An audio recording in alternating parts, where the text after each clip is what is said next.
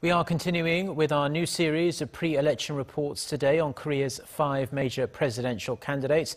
Our reporters are delving into the campaign strategies and the candidates' differing methods of engaging with voters today. Our Oh Jung-hee focuses on the candidate from the former ruling party.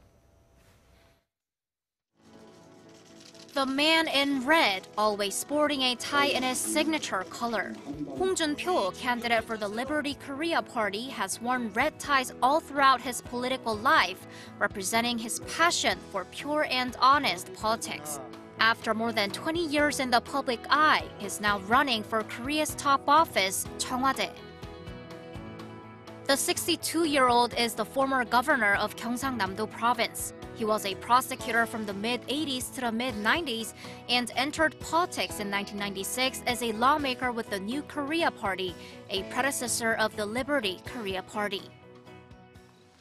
On the first day of his presidential campaign, Hong headed to Hyunchungsa Shrine in Asan City, Gyeongsangnam-do Province. His party was until recently the Saenuri Party, in power under former President Park Geun-hye, who was impeached and arrested, causing the party to split. But at the shrine in Asan, Hong said he was determined to overcome that crisis in the spirit of Admiral Lee Sun-shin, who defeated Japanese forces when they invaded Korea in the late 1500s.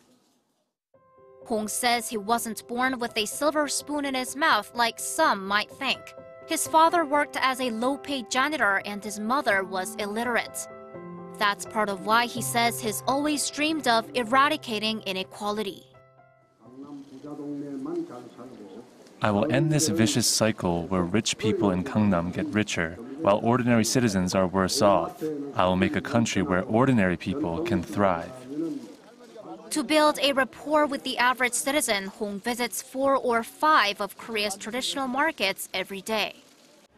And here at Daejeon Jungang Market, Hong is greeting merchants, promising to devise policies that'll both protect them and help invigorate the local economy. Hong says he wants to remodel the markets to help local vendors and has pledged to root out the kind of crimes that target ordinary citizens. 홍준표 최고! 이봐! 서민을 위해서 일할 것 같으니까. 그지? While Hong campaigns in front of the cameras, there are plenty of people doing their part behind the scenes. At Liberty Korea headquarters in Seoul, officials are focused on strategy. We see victory in this election once the conservative-leaning people come together. For the first 2 days, we've concentrated our campaigning in the Gyeongsangnam-do provinces, the home base of conservatives. The party is sure about one thing. It's time a strong leader like Hong became president, one who will go toe-to-toe diplomatically with other regional powers. Hong Joon-pyo is a leader who can negotiate with the US, Japan, China, and Russia.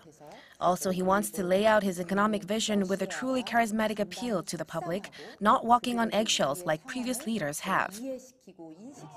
To consolidate his support, Hong hit the streets of traditional conservative strongholds, Daegu and Busan.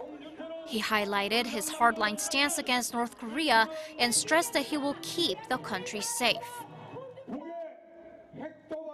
If I become president, I will negotiate with the US and deploy tactical nuclear weapons to South Korea. I will put an end to the North's nuclear provocations with an aggressive national security policy.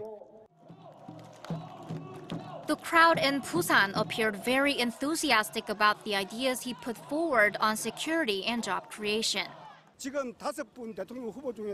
Of the 5 major candidates, Hong has the most experience in state affairs, and I like the firm determination he has when it comes to national security and protecting our country. Korea is in a crisis, and he'll stand against the North Korean threat.